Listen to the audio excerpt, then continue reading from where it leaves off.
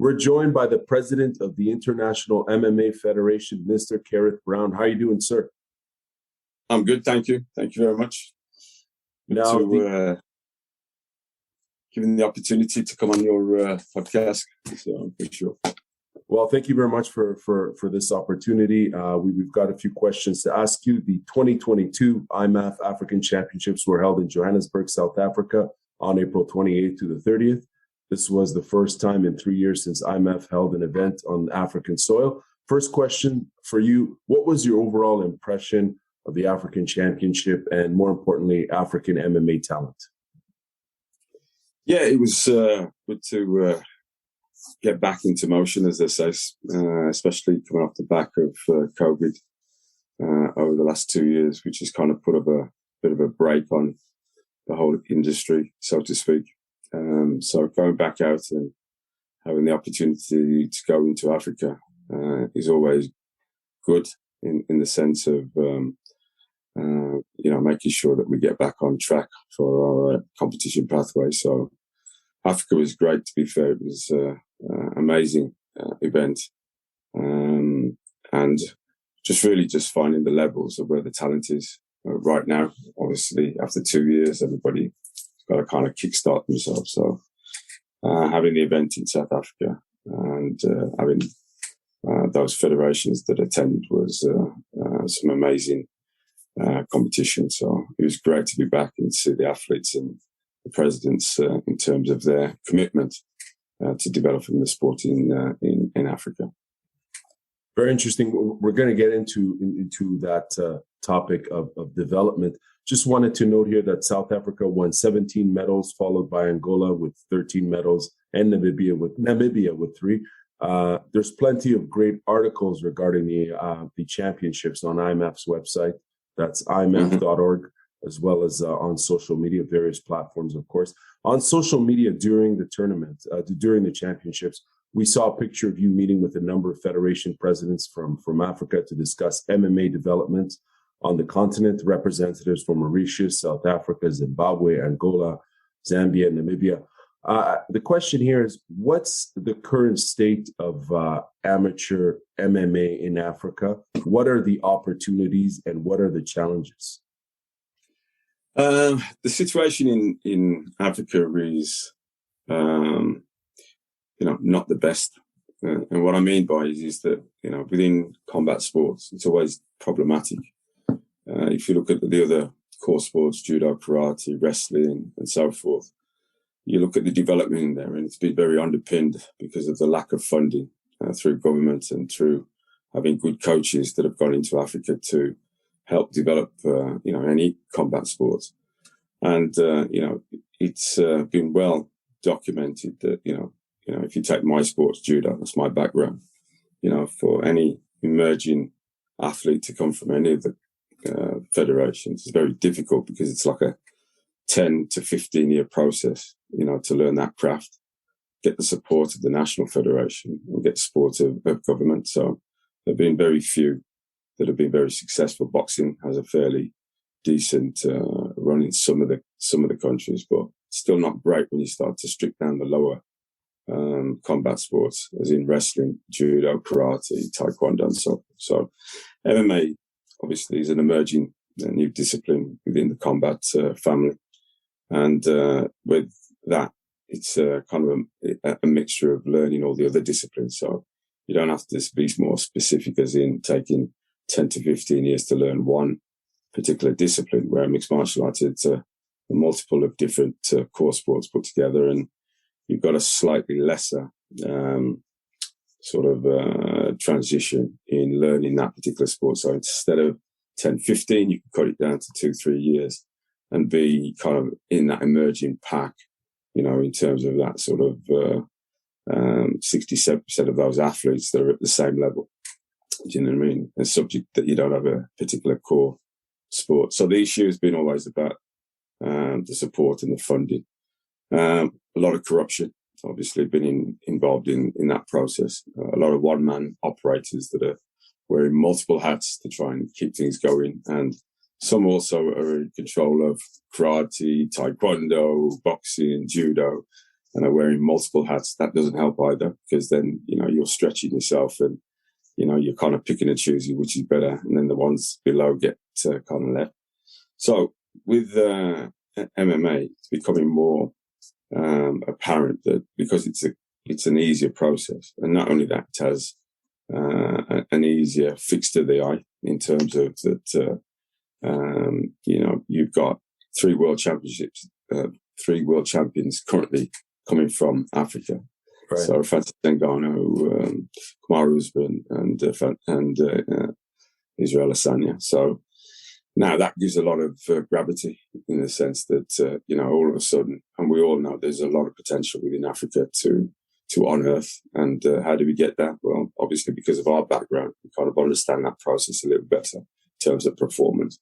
So having these African championships is pivotal in terms of development and getting good coaches to support that and funding. So getting the national federations, the sports minister and national Olympic committees to start to put more emphasis around MMA, because it's got more of a bigger appeal, because right now it's a hot property. So therefore, if you're in that circle, there's a lot of attention, as you know, to kind of go out there and kind of, build off that leverage to try and build and develop the sport. And then everybody in the industry grows with that attention. And that's what we're trying to do, is to elevate to new sport, new discipline. And therefore, it's a new wave of combat athletes that can come through this process. And Africa is a key aspect in terms of a continental representative, because of, the fact that there's so much talent out there that needs to be unearthed. And we want to do that. That's part of our remit. We want to ensure that the athletes get well supported. And like I said to you, it's the whole industry. So referees, judges, timekeepers, the whole industry grows.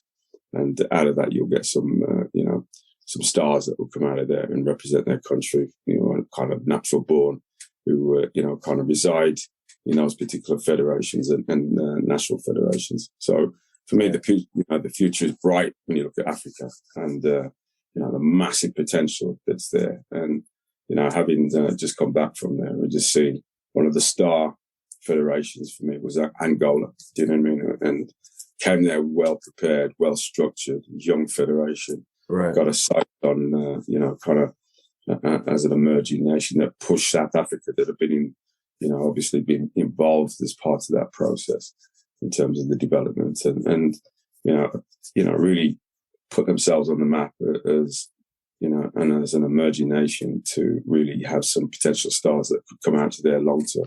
So it was great. It was good to see. And the fact that you've got women in the sport as well coming in from Africa is a key asset. It's very difficult for African females to rise through a combat sport. As I said, when you look at females in combat sports, you start to struggle. Name me some names from any of the combat sports and you start to struggle. So, the time's now, and the time's right for, representation on all levels. Very interesting. There's certainly a lot there to follow up on. One of the things I wanted to ask was regarding the EFC Performance Institute. Can you tell us about this institute and why the championships were held there? Well, we previously, as I said, we had it to go there because it's the facilities are all there within the institute, and the guys from EFC, I know them. Were to really try and utilize the fact that we're still building. We're not at that level, when you go to a big stadium, or in terms of trying to get spectators through that process. Amateur is different from professional. Do you know what I mean? At the end of the day, it's unusual for a sport to be born upside down. And what I mean is that if you look at a pyramid, the sport was born on the tip.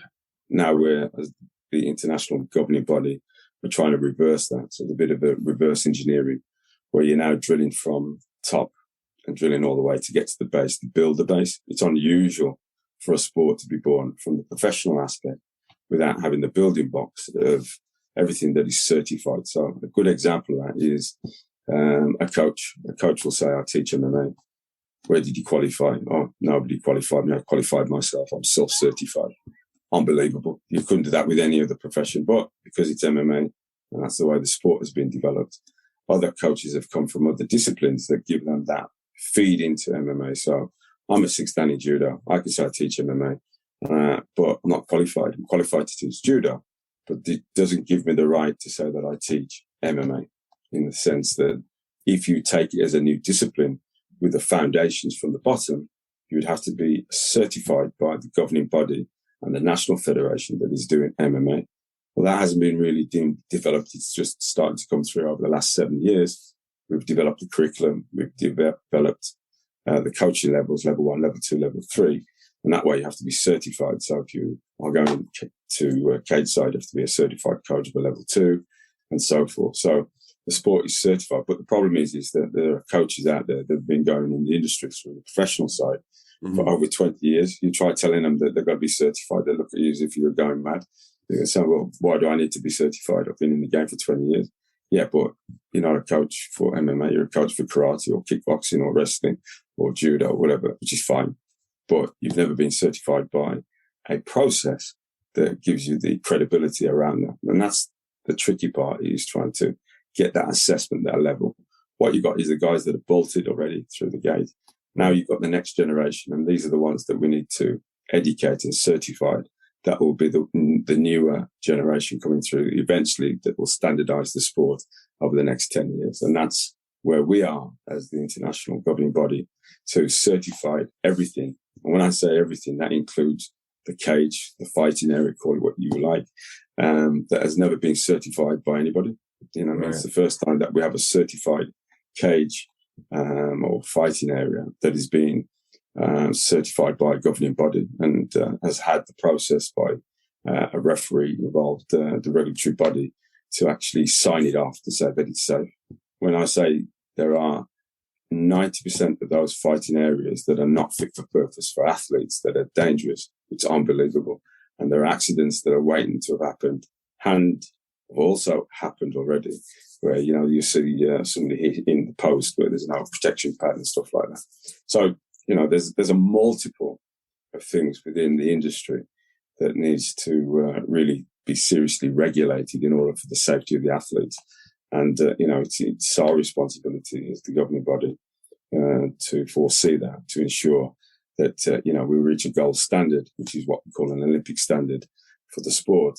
And what's important as part of this discussion is that the sport is still not recognised. So when I say it's not recognised by any process, by any body, as in the IOC, GASIC, which is the body that we're applying to get our sport recognised. Up till now, it's still not recognised after 7 years. Whereas breakdancing is in the Olympic Games as a demonstration sport, is recognised as a sport. But yeah, MMA is still not recognised as sport. Still can't get my head around that one. But anyway, that's something that we'll continue to fight for, to ensure that it gets that inclusion. But you guys are doing a lot of key work, as you described, in terms of, you know, applying that gold standard, you know, that credibility and covering all aspects of the industry, as you mentioned, from referees, coaches, and having that curriculum. And it's very important for any sport. As a fan of other combat sports, such as international judo and wrestling and so on, you can see that level of professionalism in their sport in terms of rules and regulations. But what's interesting is there's a lot of milestones, I guess, that IMMAF has established for the sport. Recently, you've released, as far as sports development go, this new youth development program. And it's interesting that you're targeting that young demographic, because, as you mentioned, you're talking about the future, right? So you have this new youth development program. Tell us about this program and its objective. So, you know, the objective with youth is simple. You know, without youth, the sport can, you know, the actual sport can't exist.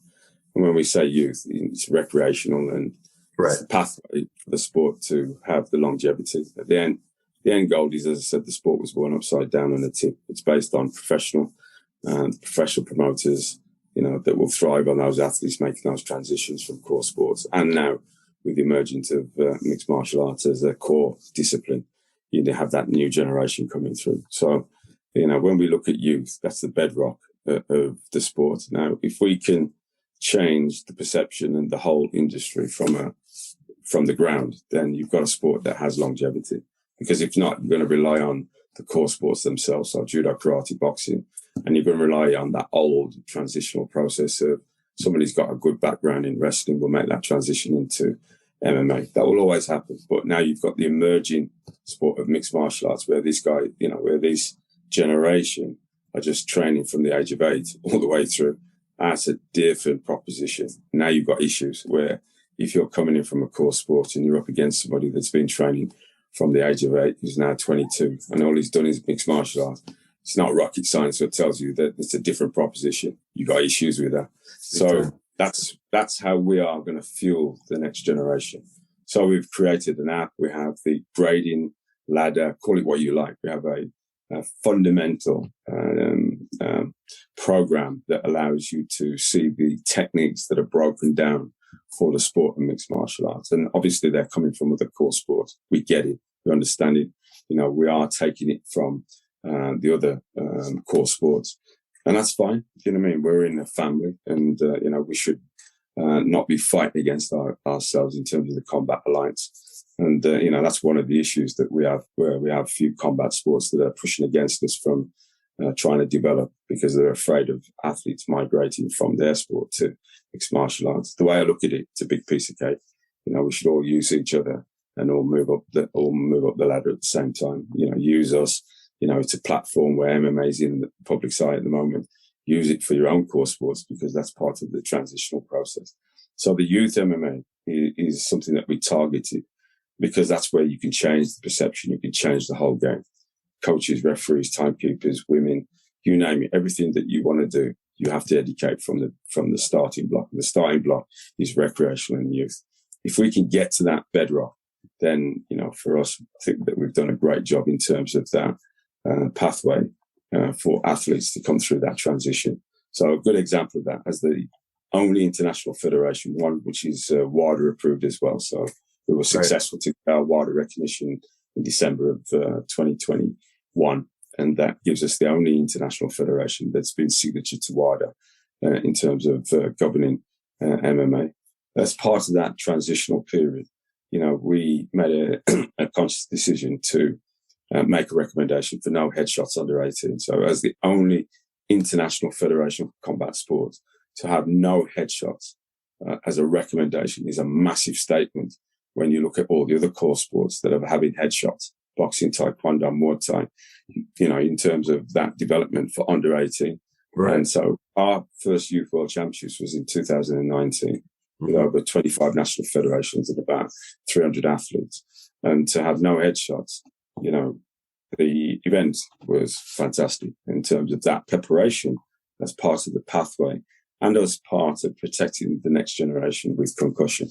We all know what's coming. Rugby, football, other sports are now looking at the concussion and a repeat of, headshots is a massive topic that has been well documented over the years. Boxing, has serious issues with, people that have been dying in the sport, literally.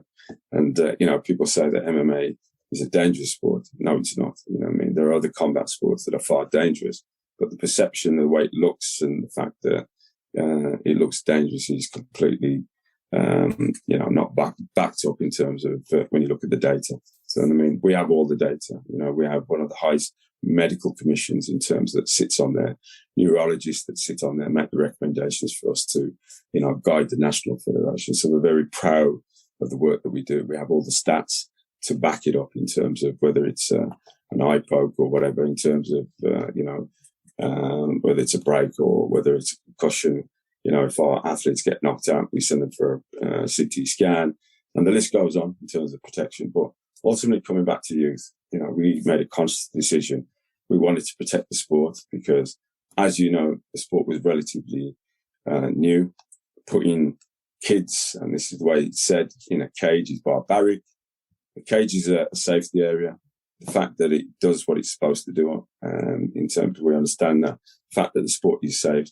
The sport is even safer now with the recommendation of no headshots under the age of 18.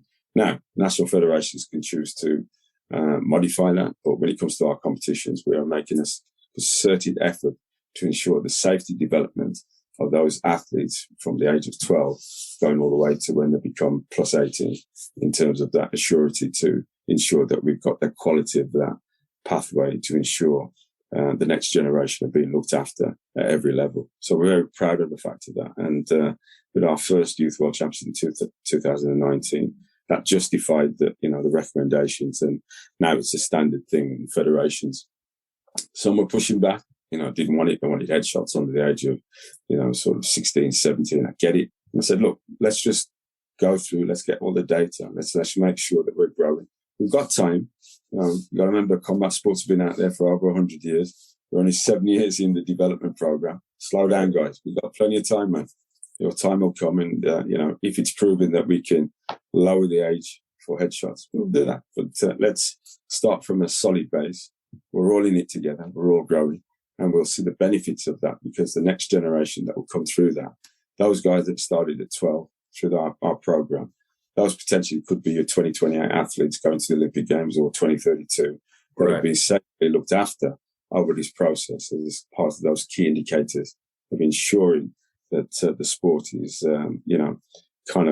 governed at every level. So we're proud of the fact of those recommendations, and as part of that, ensuring we have the right gloves. We use curvature gloves to reduce the eye poking. In fact, less than 1% that we actually get. That shows that does work. And the kit that we've done in terms of identifying the brand, we're the first ones to use rash guards on to clearly identify the difference between amateur and pro. So, you get, when you come to our events, you get it, it's amateur.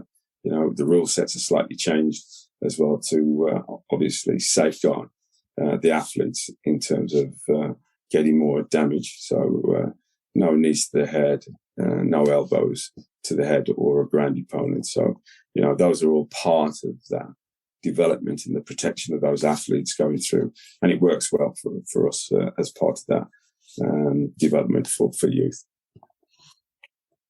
Now, the UFC will be turning 30 years old, I think, next year. And professional MMA obviously has evolved and continues to do so worldwide. Two-part question here. How has the establishment of having an international MMA, amateur MMA federation, how does that play into the development of MMA and its continuity and evolution as a sport? Because now we've got a standard, international amateur federation, right, where people from the age of 12 move up the ranks to the 18, and then they can choose to go pro if that opportunity is permitted. What does that do for the sport of MMA? And what's the second part question? What's the relationship between IMMAF and the UFC? Okay, two-part question. So I'll answer your second one. So the relationship between us and the UFC, they're our sponsor. They've been sponsoring the sport since day one. The sport was, the international body was set up in 2012 as part of two Swedish guys, George Salfat and August Wallen, were the founder members, and went to UFC to identify that there needed to be an amateur body for the sport, and was successful to negotiate with UFC to give them funding. And that's how IMMAF was incorporated from 2012. I came on board in back end of 2014 in order to come from my experiences with judo and being the president of British Judo at the time to develop the sport. So UFC have always been a sponsor, and that relationship has been fantastic in terms of the development, and as part of that, in order they understand that there needs to be a bottom end to ensure that there was a pathway for amateur athletes to make that transition. Because uncannily, a lot of athletes were doing 6 fights as an amateur, then going pro. You couldn't do that in boxing, you couldn't do that in any other sport. But because of the sport, the way it's born upside down, to allow that to happen. And it's worked in the sense that you look at somebody like Conor McGregor has had probably 12 fights as an amateur and then goes pro. And then suddenly as a boxing, he can box at the highest level and boxing Mayweather. So it just shows you the transition, from going 10 fights as an amateur and then going pro. and then be successful. So that was the system. And, our job is to try and slow that down. It's not going to change it. You're going to slow it down, get athletes that are going to do multiple fights. So, maybe 40 fights and then go pro. That's a big difference than 10 fights or 6 fights. So, we've got a young lad who's Makiev, who's just recently signed with you.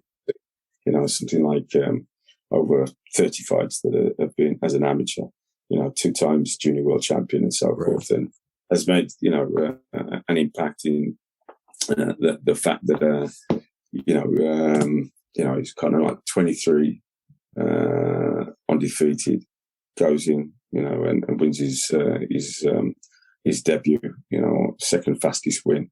But he's only a junior. So my point is that the system is working as part of that development. And what we do, even though we're sponsored by UFC, we're not contracted for athletes to go to UFC. This is a platform for athletes to figure that out as how they get there from, working with their national federations, competing at national level, then going on the international circuit. Then, the idea is to win the world championships maybe twice, or win Europeans or the continentals, Africa and so forth. And then really, make that switch from amateur to pro that you've had maybe 40, 50, 60 fights. That's a bigger proposition than somebody making a debut that have had 6 fights. I'm pretty sure if I've had 40 amateur fights and you've had 6, there's a big difference. And not only that, to win the world championships, and I'll give you an example, to win our world championships, you've got to fight 5 times in a week. You've got to make weight. You've got to do your post-medical, pre-medical. You've got to, work out. There's no, there's no promoter or managers or, I forgot the word now, in terms of matchmakers that are going to help you to carve your career. You're in a pool, you're in a knockout, you get what you get, and you have to figure that out with your coach on the day. And you've got to manage yourself through the week in order to be the best in the world. So imagine doing that just alone on the world championships, and you do that twice. That's 10 fights. Do you know what I mean? In the space of 2 years. On top of that, you've got your national competition that you've got to defend your turf in order to be number one. And on top of that, you could represent one of the continentals. So before, sooner or later, you're doing 30, 40 fights. That's a bigger proposition when you make that transition from amateur to pro, in terms of that, you've got that steady development behind you. And there's a lot of athletes that have gone from amateur to professionals that have ended up at UFC and other promotions as well. Right. Yeah. And what's going to happen is over the next 5 years, what you'll get is the athletes that are that have kind of embedded themselves over a 5-year period. You'll start to see a lot more IMMAF athletes that are migrating into, sort of 80% of the promotions, and will end up, in the top promoters. And I kid you not, in 5 years, my prediction is that any of these athletes that win the world championships or continentals will be able to grace any promotion of the top 10 within the next 5 years, because the level and the profiling and the level of competition. So go back to Africa and the level, 2-year break, they're coming at this level. Imagine in 5 years where the level is going to go. It's going to be a completely different proposition for a lot of the athletes, and the system will change again. There'll be a slight deviate in terms of performance, in terms of the athletes, ages will start to lower down. Do you know what I mean? Instead of being in the circuit till they're 35, 36, 37, you'll see that coming down. You're starting to see that now with a few of the athletes that are 25, 26, 27, slightly coming down a little bit. Do you know what I mean? So It usually works that lighter weights, younger, heavyweights, slightly older. That's changing. So if you look at the Olympic format in boxing, wrestling, judo, an average age that is hitting peak 24, 25, 26. Watch what happens on the professional circuit. You're going to see that coming down. You know what I mean? Because the next generation are now catching up on the old system, which worked really well. It was great. Coming into 30 years, the game's changed. And that's what we've got to embrace. And that's what our job is to ensure that. And as I said, as part of that journey is to ensure that, we get the right components in order to make this sport even greater than what it is now. And that when the promoters come calling and it's UFC, they've got guys that meet all the remit, have got their social media, they've got characters, they've had time to develop within the amateur, they've got good content, you know what I mean? And the list goes on in terms of them being the next, role model, the next legends that are going to come out of the sport and hopefully will come through these processes as through IMMAF. Really, really exciting stuff there. I think you're saying in 5 years, we're going to see that. I wouldn't be surprised if we see it in 3 years or so, because the, just based on the African Championship, you could see the talent there, the potential there, and the depth and volume of participants, and that's just Africa, right? If anyone wants to see the African Championship, they can watch any IMMAF event online via IMMAF Live, including previously held events and championships. You can create and purchase an account and have access to all that great content. Speaking of content, I was looking at the IMMAF strategic plan for 2021 to 2024, and number 5 reads expand audience reach, engagement, and commercial brand value of IMMAF content. Real quick here, I'm curious to know, in terms of content and expanding audience reach, who would you say is IMMAF's main target audience in terms of age group? And I'll ask you that, and then I have a follow-up as far as audience development. So who's IMMAF's main target audience or group? Youth. You've said it. It's pretty basic in the sense that for the sport to have the longevity, you've got to target youth. And it's been difficult because the sport's started upside down. So you're drilling down and it's slowing you down to get to the bottom. But believe you not, that generation is about to explode. That youth generation is going to explode. And the industry is not ready. And what I mean by it's not ready, we as the elders have a responsibility to look after the next generation. The sport is still not recognized. We're still fighting to get recognition of the sport. So imagine if there was a boom with recreational MMA. You don't have certified coaches, referees, judges, enough of them to go globally. We talk about this sport is the fastest growing sport. It is, but then we're not ready. We're not ready for, the onslaught that's going to come by the next generation. And that allows issues to evolve in terms of, misrepresentation, the fact that we don't have proper processes to identify whether we have the right people that are looking after kids. Safeguarding is an issue. Do you know what I mean? All of these become a global problem. And if we're not set up structurally, as fast as it's coming, it will go quickly in the sense that we'll get shut down because we're not regulating the sport at the highest level. And that's our responsibility. If we don't do that, then we fail in that, in that sense of being able to put the guidelines in to protect the next generation, which is youth. And that's the biggest issue that we have, because with that comes funding. In order to run a program like that, you need, good financial support. And a lot of that is through the national federations. And without the sport being recognised, they can't get funding from the National Olympic Committee or through the sports minister, because they will turn around and say, sport's not a sport. You know what I mean? So straight away, they're in a corner.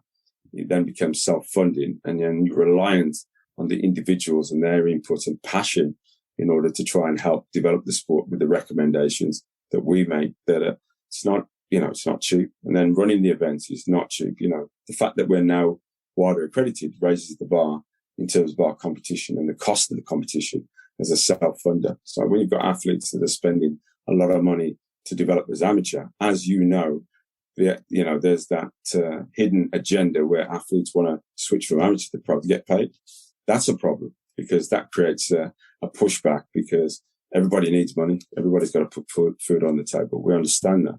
But then if you jump too quickly, it's an issue, and it has an impact on the sport, because now you're only giving half of the development, and somebody's making a jump where you spent a lot of time. The national federation has spent time. The international federation has spent time and money to try and guide these athletes through, and suddenly they're jumping too quickly. Before you know it, they're 3-0 losses, 4-0 losses, and promoters don't want them. So, you've got an issue of a vacuum that is created through that lack of funding through that process. So, going back to youth, making sure that we get our sport recognised is critical to the development of the sport. And, that's our drive and determination to see how we get over the line with that. It took us 6 years for WADA. We're in our 7th year of making that application.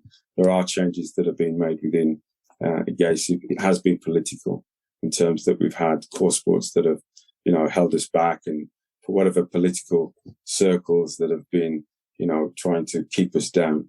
But I see a light at the end of the tunnel with the new structure, with the new president of GACIP that is, same as what happened with WADA. We had a new president, came in WADA, who was, transparent. The integrity was there. And that's what we want from GACIP. We want the integrity. We want to be measured for the work that we've done.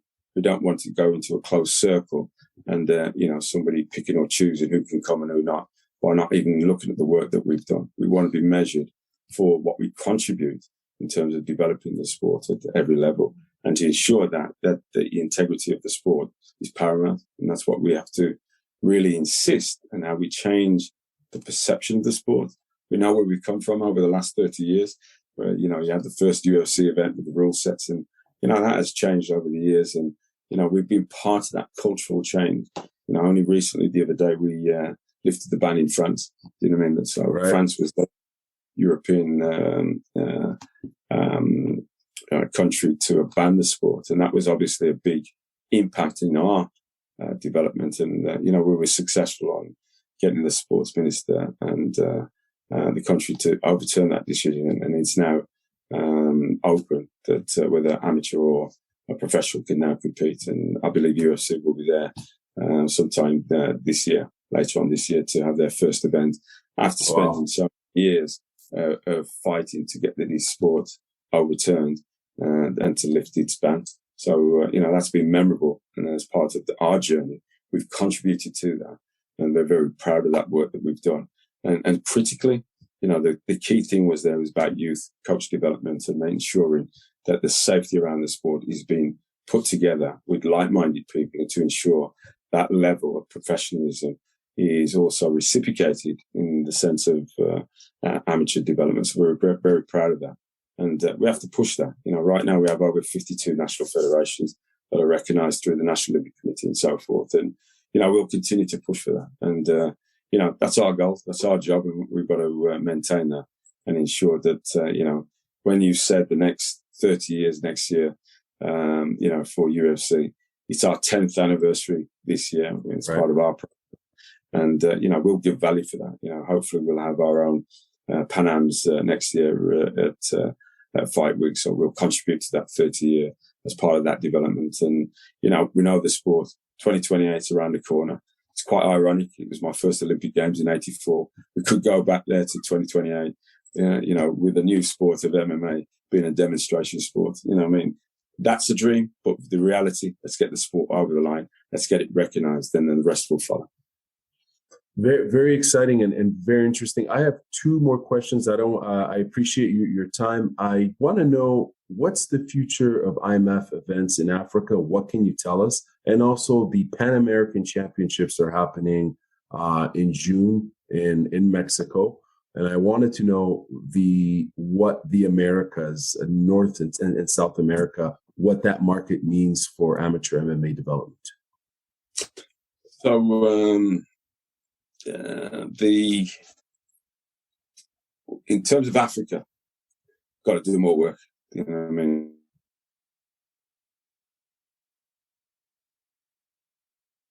In 2nd or 3rd week in June to Angola to meet with the sports minister and potentially the president of the country. So while we were out in Africa and while they were, having a great run, they were contacted by the sports minister and the president to congratulate the work that they've done. Managed to speak to the sports minister. I did make a pledge that I'm going to come and sit down and talk. They're interested in doing an African championship, but we want more than that. It's not just an African championships. We want Grand Slams, Grand Prix, African Open.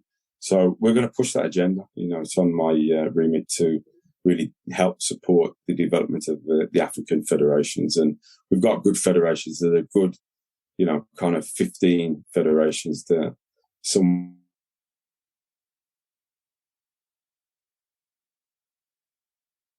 Hello. I think I might have lost you there. We add value to that. So I'm going to go see what the potential is in terms of developing that. And not only that, as well, community work. Do you know what I mean? We've got a big aspiration of, we've got our own Peace Youth Project, which is run by Danny Corey in Northern Ireland. And we're going to roll that out as a global initiative in terms of what MMA brings to the communities and how it changes people's lives. That's part of our process, and it's part of our remit to ensure that the value of MMA is not just about fighting. It's about the value, education. It's about, what it means in terms of bringing, the sport to, and how it will change people's lives. We've got to use that because that's what sport does. All sports has a value in order to entrench the next generation, to give them a platform and a body and a family to kind of grow through it and develop. So that's key. It's paramount for us in terms of ensuring that Africa has a bigger structure in terms of that development. And it's something that is passionate for me because, I want to be a president that makes change, not just be there for a vote. I'm there to make a change and make an impact in the next future of the next youth. I come from having the sport and being involved at the age of 12, and I want to have that as the same because it gave me a pathway, it gave me a reason and a focus to challenge my energies and keep me out of mischief and all the other stuff that comes with it. We wanted the same for the next generation. So it's important for us to do that. And I see Africa as, paramount in developing that. When you flip it to South America in terms of the fact that we've got the Pan Ams coming up in June in Mexico. Mexico are a great team, in terms of young, dynamic, I've got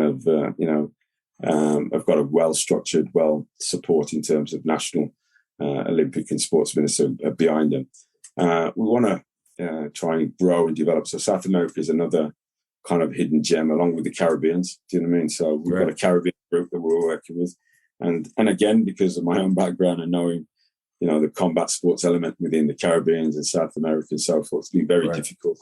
Some sports have done better than some. So Cuba, boxing, judo, Brazil, so forth. So there are elements of good structures that are in there that we've got to kind of, encapsulate to kind of come out, get them to come on the journey of the MMA. And we've got a good group that we're working with, similar to what we've got in Africa.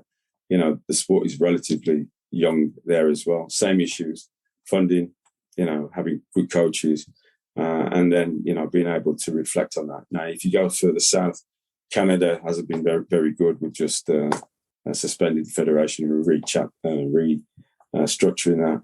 Same with America, unfortunately, didn't work out with the last group of people that were involved in that. So we've had to restructure that. There's a new federation that we've set up. And you would have thought that America, as being one of the pinnacles of the development of MMA, would get their act together. Unfortunately, not the case. Wow. Do you know what I mean? It's in a strange position, considering a lot of athletes. And, when you look at UFC, have relied on the core sports, wrestling, judo, karate, you start to think of the names that have come through those transitional. And, the amateur development of in America is probably far from, being able to shine, whereas the other sports or the other development within other countries will change because it's quicker, because America is just reliant on athletes who to go through that whole process, 4, 5, 6, 7 wins and then go pro. Do you know what I mean? So it's not proven. It's not proven because it's been dominated by wrestling and other core sports. And it's very difficult because, for them to set up the rule sets, you're going up against the ABC, the Boxing Commission, that also have a massive impact in the development of the sport. Don't really see the development of amateur MMA. And again, you've got each state that has its own rules and recommendations. So each state's another country. So that's another minefield on its own. So America is probably going to take a bit longer to get on board in how we develop the sport, because in America, it's all about sanctioning. It's all about secondary income. It's not about the development of the athletes. Whereas flip it in Europe and flip it on the other side into the other continents, it's different because it's not a stable diet within their country. Do you know what I mean? So, America will look after itself. It's a fact. They've got a system.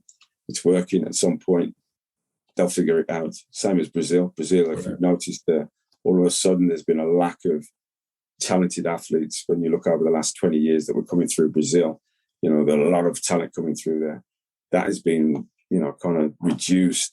Now they've got to go to the amateur pool, and we're working with the Nigeras to, kind of kickstart that. Again, a lot of talent in Brazil. You know what I mean? And, we've got to start that generation that's going to come through amateur, build up, not just do 4 fights and then flip. That doesn't work anymore, especially when you've got the next generation coming through. It'll have an impact. So they're on the program. And that will be, part of the development in terms of South America. So from Canada, South America, Mexico, Brazil, you've got Argentina, Colombia, Venezuela. All of these are emerging nations that will come through. And with the support that we've got in terms of that development, it's all about that. How quickly can you get coaches that are at level 1, level 2, level 3, same with the referees, and then get the athletes to start to, have more of an impact in the continentals and their own events, as in the Mexican Open or the Colombian Open or the Brazilian Open. You know what I mean? What the fact of having a Brazilian Open, changes the whole connotation and development of the sport. But it all comes down to support from the government and through national Olympic committees and the sports minister is paramount. If you can get them on board, then that's half your battle. If you look at the Brazilian jiu-jitsu scene, it's been a massive global impact. Do you know what I mean? It's taken time over the last, sort of 40 years where, Brazilian jiu-jitsu has now been dominated through different federations that are now doing jiu-jitsu tournaments and stuff, and has had an impact on the combat sports. Now MMA is here for only 7 years. Imagine what it's going to be like in 20, 30 years. Totally different game, different structure. And, one that myself personally, I'd be very proud in terms of what it means and how we've engaged and changed the whole perception of the game from where it came from. We know where it came from. And the funny thing, mixed martial arts has always been there from day one. Do you know what I mean? When you go back to the original Olympics and you go back to the Greeks and you go back to the Romans, it's always been there. It's just that we've had to figure out the rules. The rules are now they're safe. Now we've got to really take it on to the next level. And hopefully one day, it doesn't have to be in the Olympics. It'd be great to have. But ultimately, we already have the platform and that transition, just as boxing. You do a 4-year cycle. You win your 4-year cycle. You win a World Championships, which is the equivalent of the Olympics. Promoter comes and picks you up and you go straight into professional. That's already established. Whereas all the other sports are still trying to figure that out. Boxing's figured it out. It's been there for 100 years. Nothing wrong with it. We have a great sport. We have great promoters that are, that have been looking after the sport from dot one and have been part of that process. UFC have set the benchmark and the standards and the safety around the professional side, and for every other promoter to follow that. They've done a phenomenal job, and we want to replicate that as the amateur body. We're the only international mixed martial arts federation that is WADA accredited. And the list goes on. In terms of what we've done for the sport in a short space of time. In order to ensure the safety of the sport is paramount for the next generation. So when we hand the baton over, we will feel very proud, and the work that we've committed with the people that have come and been on this journey as part of the family. So, I think the future of the sport is bright, and, I think there's many more milestones and benchmarks that will be completed along this, especially with the strategic plan from 2021. And when we look at the vision and the direction, I think a lot of those will be able to ensure we're part of that program and representing at the highest level. Well, I just want to thank you very much for this great conversation here. I think I could probably go on for another hour just talking to you about MMA, but also judo, because I know obviously you're judoka, and I would like to interview you in regards to judo sometime if that's available. Sure. But I think we lost you for about 15 seconds when you were talking about the future of IMMAF events in Africa. But either way, I think we've covered a lot of great topics here. I want to thank you very much. And one last question is, where can people follow you on social media to keep track of all your great work? Because you're all over the place, man. You're traveling all over the world. We're seeing you at all these great events and doing really important work. And you guys are doing a great job on the comms, on the communication side of getting all these articles, all these milestones out and telling it to your fans. So where can we find you online? Yeah, you could go to our website, IMMAF, www.imaf.org, or you can follow me, Kerrith Brown, in terms of, it's Kerrith, as in Brown without an E. Jump on social media. I am traveling quite a lot. And the reason for that, and, this is part of the development of the sport, because we understand that the sport is upside down and there's only so much you can do in a time period. And if you don't do it, the sport slows down. And we've got an opportunity. I've made a commitment. I'm well supported in terms of UFC, and other stakeholders have come on board in terms of the vision that we've set. We have a great CEO who's also a 3-time Olympian, 10, 12 years as president of British Judo and president of Sporting Equals, in terms of, ensuring that support of a great team that we've put together. We grew up together, so it's another story on its own. And really just to follow the journey, because it's been a fantastic journey up till now. And as I said, we couldn't do this without the support of UFC, especially Lawrence Epstein, who's the number 2 that obviously works close side by with Dana. And without their support, I don't think we'd been able to get as quickly in terms of where we are currently. So covering that journey, I'd like a lot more people to get on board and see what we're going to try and up the contents that we do, and more personal interviews in terms of that journey, because I don't think a lot of people understand how much work that we've actually done, the team have done, in changing the global perception of the sport from the ground. Everybody just looks at the top. Nobody wants to talk about the bottom. And crucially, it's you guys who can change that. The more you talk to us, the more understanding you get. There's a lot more interviewers that could or should be engaging in terms of that development, because it's important. It's not just about the cream. You've got to look at the journey of these guys and where they've come from and what they've done and what they've contributed. And without that, the sport doesn't survive. If we only just talk about the top, then we're never going to get the sport to have this solid foundation. And then suddenly when it's not there, everybody's going to, well, what happened? Right. What happened is that you didn't do your job. Right. Look at the work, do your history, do your homework, and ensure that you contributed in terms of part of the development. And that's our message. It's clear. We are changing the perception of the sport globally. And, we can't do it on our own. It takes a team, and it takes a complete movement to ensure that the sport is set and is safe. And ultimately, it's regulated at the highest level in all areas of the sport, whether it's media, whether it's referees, judges, timekeepers, volunteers. The whole industry, needs that support in order to grow. And there's some great stories, great volunteers that got their own stories. Right. And we've got to be able to identify that, rather than just about that athlete. There's a whole, kind of under the surface that's going on there. That's a bigger part than just the top end. So my message is clear. Follow me. I welcome the fact, and we'll continue to do that. We've got a lot of work to do over the next 12 weeks, which will be another game changer in terms of what we do.